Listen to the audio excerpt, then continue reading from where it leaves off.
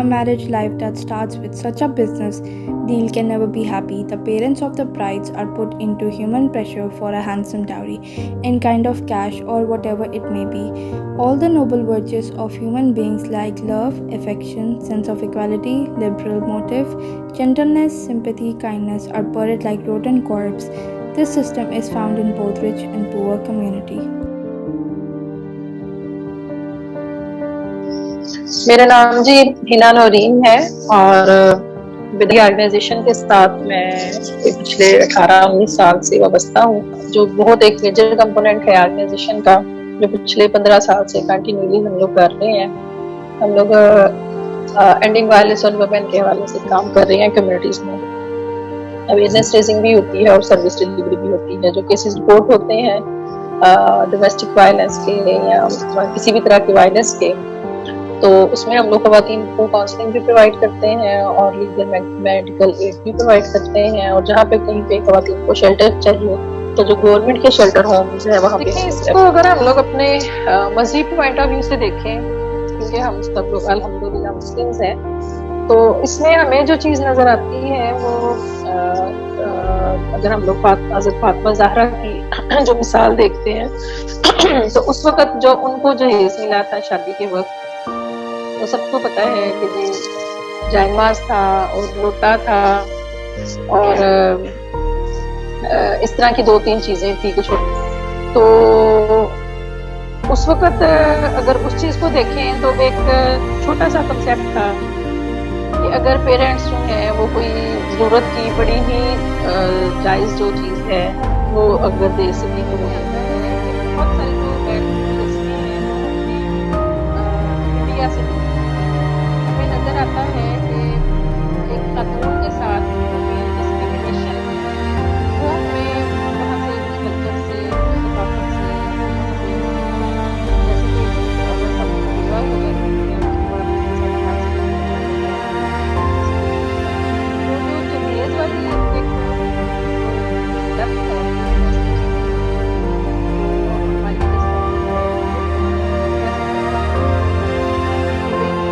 बहुत सारा जब हम इसमें थोड़ा सा वो तो ऐसा हुआ है बहुत मुश्किल है कि वो अपनी बेटी को कुछ दे सके। तो बहुत मुश्किल से कुछ पैसे इकट्ठे करके शायद बारात को खाना खिला के बेटी को गुजर करना चाहते हैं, लेकिन वो इतना भी नहीं कर पाते। यही वजह है कि बच्चों की वो जब शादियाँ करते हैं उसके बाद बहुत सारे मसाइल होते हैं।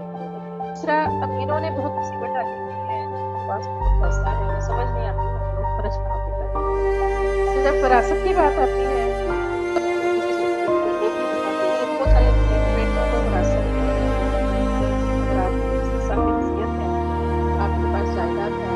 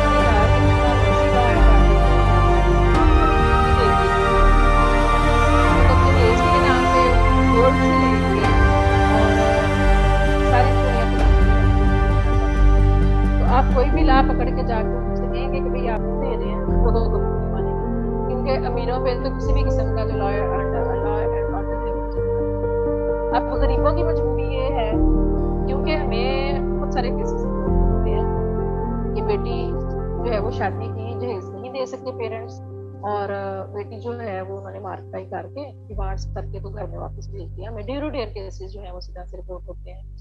तो कहीं पे भी इतना उस चीज का इम्प्लीमेंटेशन जो है वो उसको कोई ना मॉनिटर कर रहा है, ना वॉच कर रहा है, ना उस चीज की कोई अवेयरनेस है।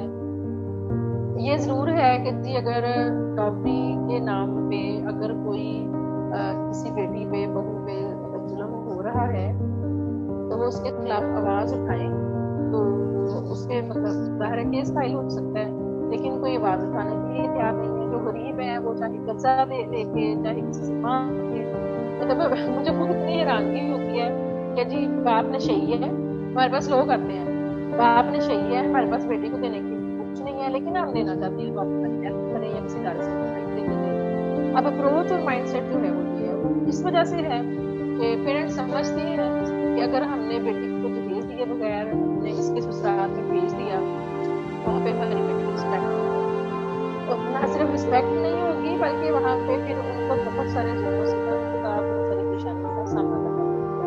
तो इस वजह से आप चाहते भी तो जो मतलब आपके सामने है जो बहुत बड़े बड़े इश्यूज हैं उनके हवाले से जो लॉ है वो कहीं भी काम नहीं कर रहा। तो ये इशू तो मैं समझती हूँ कि गरीबों के लिए ये बहुत बड़ी मुसीबत है, लेकिन अमीरों के लिए ये बहुत बड़ी एक खुशी का बायस है कि बेटी को गिफ्ट देके तो उसको पढ़ा के तो भेजें, तो क्योंकि इसको वो नाम देते हैं तोहफे तोहफे तो ठीक है जी हम इतना अफोर्ड कर सकते हैं, हम लोग तोहफे तोहफे दे रहे हैं। इस हवाले से ये जरूर करते हैं कि अपनी अपनी जो मीटिंग्स हैं उसमें हम लोग सेंसिटाइजेशन जरूर करते हैं कि भाई आप अपनी बेटी को दहेज के लिए इसकी फीस है इसकी बजाय तो इसकी वजह से अपनी बेटियों की और उसमें ज्यादा जो हमारा फोकस होता है वो लड़की के पेरेंट्स क्योंकि हर पेरेंट्स को लड़की के पेरेंट्स भी होते हैं, तो हम उन्हें कहते हैं कि भाई आप अपनी ये कर सकते हैं कि अपनी बहूओं के लिए दहेज और इसकी वजह से ये नहीं हो कि भाई किसी की बेटी दिया है। उस हवाले से इस वक्त कोई डायरेक्ट तो उस हवाले से अवेयरनेस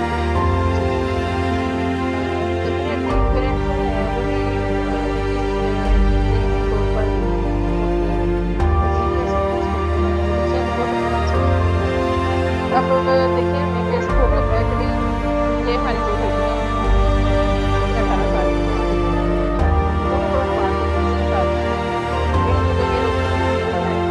और जब तक ये लोग अब हमने उनके लिए क्या किया, अब हमने उनको स्किल ट्रेनिंग जो है वो दिलवा के उनको प्रैक्टिकल ड्राफ्ट करवाए। अब देखें ये कितनी तकलीफ दे सूरत हाल है कि बच्चियां जो है वो अपने मेके के घर शादीशुदा आके बैठती हैं और पेरेंट्स मजबूर हैं कि भाई आप इनको किसी जॉब पे लगवाएं ताकि ये अपने जहेज के लिए पैसे इकट्ठे करें ताकि जहेज बनाएं तो फिर अपने घर को तो इस तरह की बहुत सारी जहेज नहीं मिला और इवन के मार्केट तक बात करती है और फिर डिमांड्स बहुत ज्यादा है, कभी पैसे मांगते हैं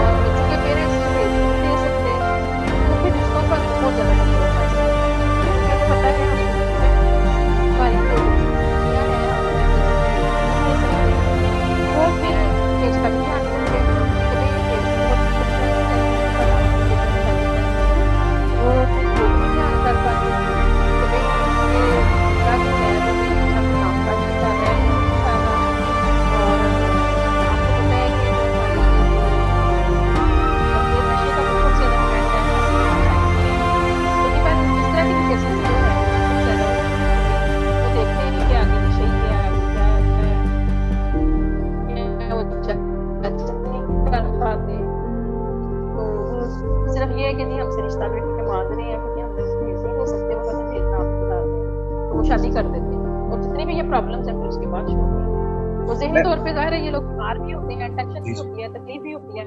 और फिर हम लोग जिस हद तक कोशिश सब हो सके फिर हम लोग ज़ाहिर सपोर्ट करते हैं।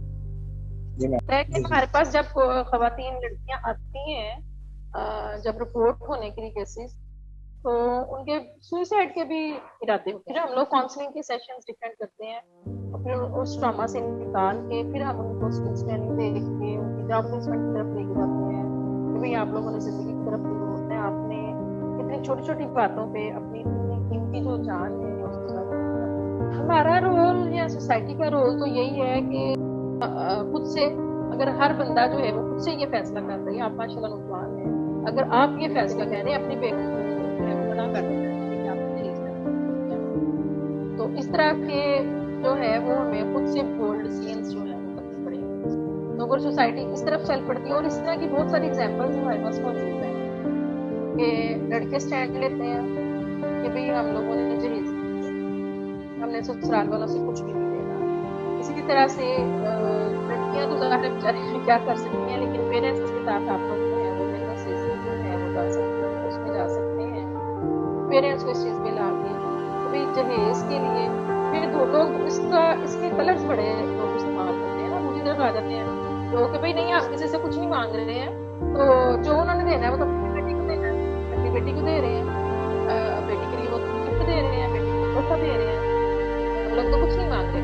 लेकिन वो कुछ ना मांगने में भी वो बहुत कुछ मांग रहे हैं, बहुत कुछ डिमांड्स जो है उनके सामने आ रही हैं और वो उनका शो हो रहा है कभी वो इस चीज़ पे ना खुश है। तो अच्छी फैमिली सारे ऐसे केसेस हैं।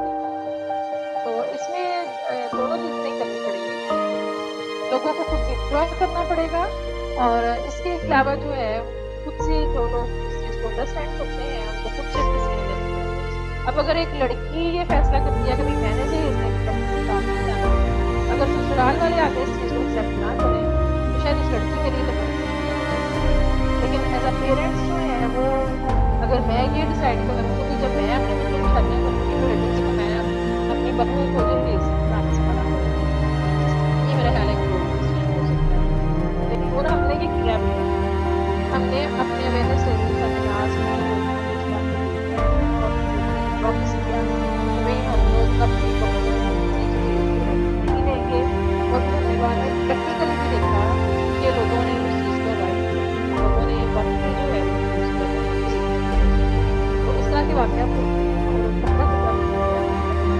Islam does not stop a father to give his daughter gifts, money, property, or arranging a wedding feast. But Islam discourages to fulfill any such demands which exploit the bride's father. A father who has many daughters is constantly in debt and then the family leads a miserable life, which is totally immoral and corrupt act. Such practices must be condemned by all sections of society. The biggest examples we have is of Prophet Muhammad ﷺ's daughter Hazrat Fatma's marriage with Hazrat Ali.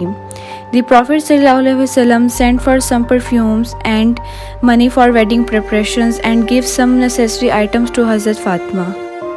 This is the way marriage needs to be done. Marriage is a bond shared by two people and their families, and then the expenses must also be shared by both parties. It is unethical and immoral act that only the father of bride bears all the expense of the wedding. Prophet ﷺ said, "The best nikah is one in which the least amount has been spent." Dowry becomes a compulsion in our society. If the bride's parent does not fulfill the demands of in-laws, then their daughter has to face some violence and sometimes they give divorce to a girl because of dowry. Some girls remain unmarried because her parents cannot afford dowry. We have seen many people who said that this practice should be stopped, but still people could not stop this practice because our society has a mindset that if they will not give dowry to their daughter, then her in-laws will not respect her. That's why people still follow this practice. We had conduct interview of 3 experts of this field. मेरा नाम ELISA सदर है और मैं एक social worker हूँ, women empowerment पे काम करती हूँ। क्यों इतना प्रिवेल कर चुका है सोसाइटी में कि उसको निकालना जो है वो ऐसे ही है जैसे कि आप सिस्टम में से कोई बहुत इंपॉर्टेंट चीज़ को एक्सक्लूड कर देते हैं। मेरा नाम जी हिना नौरीन है और विधि ऑर्गेनाइजेशन के साथ मैं पिछले 18-19 साल से वाबस्ता हूँ। And they all think that this practice should be stopped. They conduct awareness sessions to guide the society. So if we want that this practice should be stopped, we have to take the step first, then gradually others will also follow us.